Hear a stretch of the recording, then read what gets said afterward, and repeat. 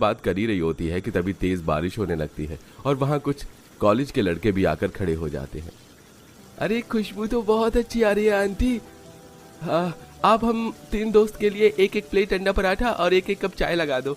इस बारिश में आज अंडा पराठा और चाय पीकर मजा आ जाएगा।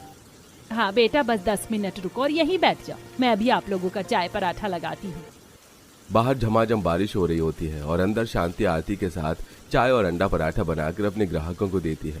इसी तरह कुछ दिन बीत जाते हैं और एक दिन मैं और माँ जी ने आपको बताया नहीं, पर हमारे पास जो पैसे रखे थे हमने उन पैसे से पराठे बनाने का सामान खरीद लिया था। और देखिए आज हमारी कमाई कितनी अच्छी हो रही है। हमारा अंडा पराठा, आलू पराठे सब बिक रहे हैं और अब तो लोग पनीर पराठे की भी डिमांड कर रहे हैं, क्योंकि अब हमारी कमाई सही हो रही है। और कुछ दिनों से राजू भी अंडा पराठे की जिद कर रहा था, इसलिए आज मैंने घर में अंडा पराठा बनाए हैं। आप दोनों कितनी मेहनत कर रही हैं। इस बारिश में इस कच्चे पुल को पार करके जाती है। मुझे कई बार डर लगता है, पता नहीं सरकार हमारे गांव का पुल कब बनाएगी। और एक में नालायक जो अब तक काम भी नहीं ढूंढ पाया। भैया ऐसा मत बोलो, देखना एक दिन सब ठीक होगा। उस दिन अपनी बीवी की बातें सुन निखिल नाराज नहीं होता और काजल अपने भाई को दिलासा देती है। समय यूं ही गुजरता है और एक दिन जब दोनों सास बहू दुकान पर अंडा पराठे बेच रही होती है तो तेज बारिश शुरू होने लगती है और ग्राहकों की भीड़ जमा हो जाती है और कुछ लोग छाता लेकर दुकान के बाहर खड़े होते हैं। अरे बहन, अपनी दुकान बड़ी कर लो, 7-8 लोग से ज्यादा नहीं बैठ पाते। मैं कब से छाता लेकर दुकान के बाहर खड़ा हूँ। जल्दी से मेरे लिए चाय और अंडा पराठा लगा दो। आंटी मैं भी यहाँ कब से बैठी हूँ, मेरा भी 2 आलू पराठा लगा दो। बारिश तेज होने लगी इसलिए थोड़ा लेट हो रहा है, आप बस 10 मिनट दीजिए, मैं आप सबका ऑर्डर पूरा करती हूँ।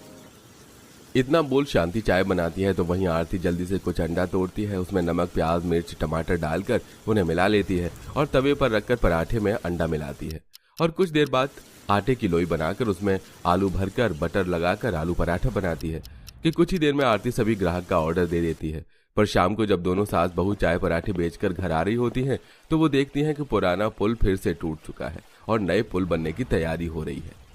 चलो हमारे भी गांव की नदी पर नया पुल बन रहा है। वो सब तो ठीक है बहन, पर हम नदी की दूसरी तरफ कैसे जाएं? बोलना। और ये चिंता मत करो, कुछ सरकारी कर्मचारी नदी में नाव लेकर आए हैं, नाव वाला आता ही होगा नाव लेकर। कुछ ही देर में नाव आती है जिस पर बैठकर दोनों सास बहू अपने घर पहुंचती हैं और आज निखिल काफी खुश होता है। माँ, आरती, आज मैं बहुत खुश हूँ, मेरी नौकरी लग चुकी है। अब इस बारिश और टूटे पुल की वजह से मेरी नौकरी नहीं जाएगी। भगवान का शुक्र है आपको नौकरी मिल गई और अब हमारा चाय पराठे का कारोबार भी अच्छा चल रहा है। निखिल की नौकरी लगने पर सारी परेशानी खत्म हो जाती है और दोनों सास बहू इसी तरह दुकान में जाकर बारिश के मौसम में चाय पराठा बेचती हैं। कुछ ही दिनों में